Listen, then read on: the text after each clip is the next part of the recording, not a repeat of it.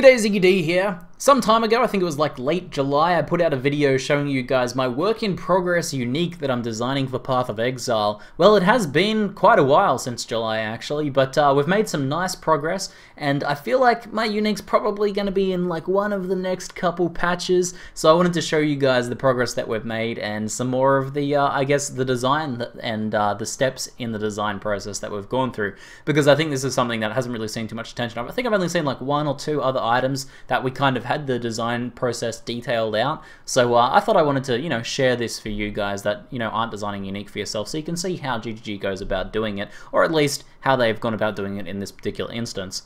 So the core idea for the ring is kind of here on screen. This is an image I took from my video back in July, so this is what I thought the ring would be like back then. This is what we were initially planning with. There's two parts to the ring. It's both a leveling and an endgame item, so I wanted it to be applicable to both. I wanted it to drop very early in the game, and as you'll see, we have now settled on a level for that. And I want it to be useful for leveling. I want it to affect the leveling process and make new players that are leveling think quite a bit about the game and how they can use this particular item.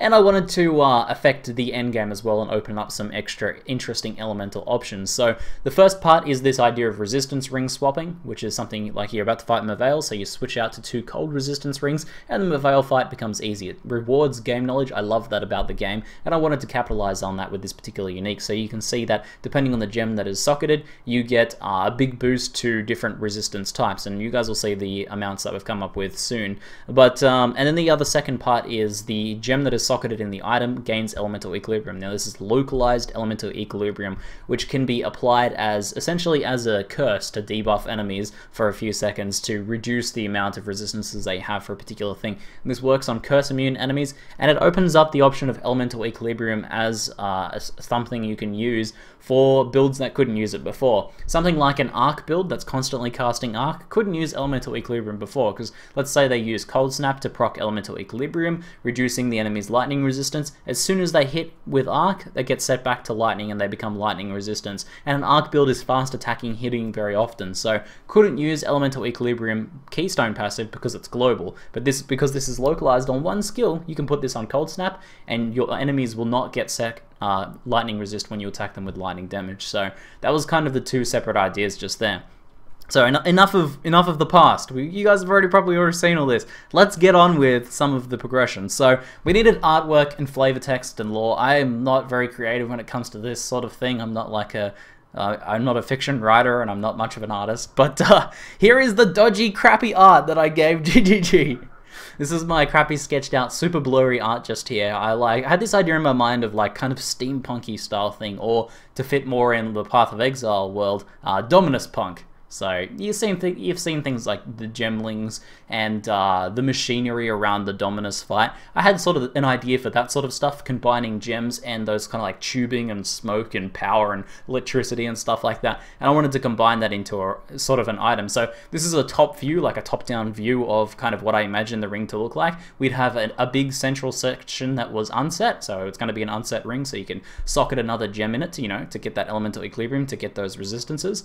And then we have three different colored gems around the outside. So we have like the red gem, your green gem, and your blue gem. It's kind of like that, you have these gems set up in here as kind of like, I don't know, some sort of like power conduits or something. And then when you socket the more powerful gem in there, it aligns with the certain thing. And then, energy is conveyed through these little tubings and things like that. And I was imagining in my mind like smoke and stuff coming out of little exhaust vents and things. Basically this little contraption machine thing sitting on your finger. So it would be quite bulky and a bit unwieldy to wear, almost like a glove, but it would be powerful kind of mechanical magic sort of thing. So that was the idea that I gave them, and this was the first draft we got back just here. So the ZiggyD artists are pretty cool guys. So this is what we came back with first just here. They had this idea of kind of like making it into cogs. We've got the tubing there, you've got the three different gems, and then the unset. Now this is just the top section, there's no ring band here, so this is just like early artwork kind of draft by their artists, but I liked the direction they were heading, so I gave them back some feedback about this. The first one was that we wanted to get the gems to be the three different colors, so they missed that part. So then we switched on over to this. This is the next step in the art. Now this is still not the fully finished art. I've We've got the 3 different colored gems. I think it's looking pretty rad now. You can see the different band there. But I've sort of given the feedback now that I think we should make the center section a bit more detailed, make it a bit more clear that it's kind of a setting for another gem. Maybe have some like little things that hold it and fold over the top of it, or maybe some like kind of inner machine workings on the inside of the settings. So it'll be interesting to see what they come back with, and this I think is probably going to be like the final thing that gets worked out before it goes live. There's still a little bit of balancing that needs to be done, but the artwork is getting on its way, and we're getting towards something cool now. So I'm very excited to see the progress of that. Now, you probably noticed some other things here. We actually have a name and some flavor text, and I'm like 95 or 99% decided on this. But before we were question mark unset ring and some crappy quote that I made up.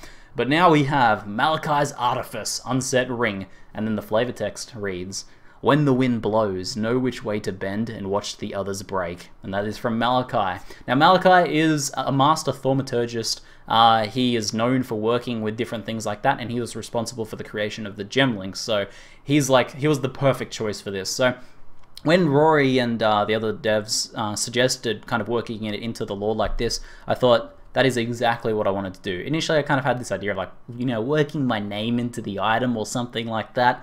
But what I really wanted to do was not only add an item to the game for players to use, but also help write some of the lore, like help expand some of the lore. So Malachi is only referenced in a few parts in the Path of Exile lore at the moment, but he's a pretty interesting character, and he's done some pretty interesting things that have been referenced.